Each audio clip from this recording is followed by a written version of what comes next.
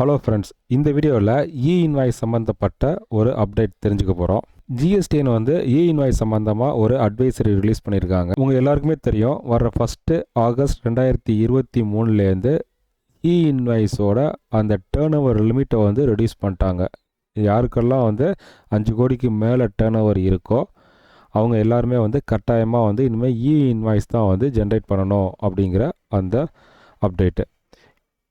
இது சம்மந்தமாக வந்து சிபிஎஸ்சி வந்து ஏற்கனவே வந்து ஒரு நோட்டிஃபிகேஷனை ரிலீஸ் பண்ணிட்டாங்க 10th May 2023.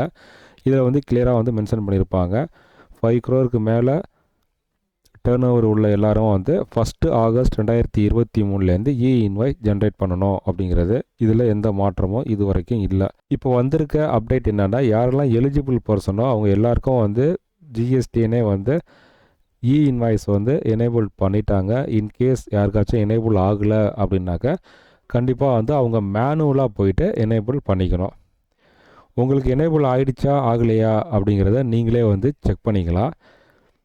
இந்த போர்ட்டலில் செக் எனேபிள் ஸ்டேட்டஸ் அப்படிங்கிறதுல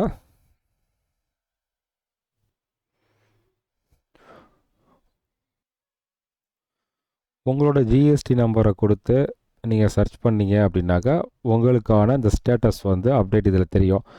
இ-இன்வாய்ஸ் எனேபிள் ஆகிருச்சா அப்படின்ட்டு. இன்கேஸ் எனேபிள் ஆகலை அப்படின்னாக்கா மேனுவலாக வந்து நீங்கள் எனேபிள் பண்ணிக்கணும். அதுக்கு முன்னாடி வந்து இந்த பட்டன் நீங்கள் கிளிக் பண்ணிங்கன்னா ப்ரெசன்ட் யூசர் நேம் பாஸ்வேர்ட் கொடுத்து நீங்கள் லாகின் பண்ணிக்கணும்.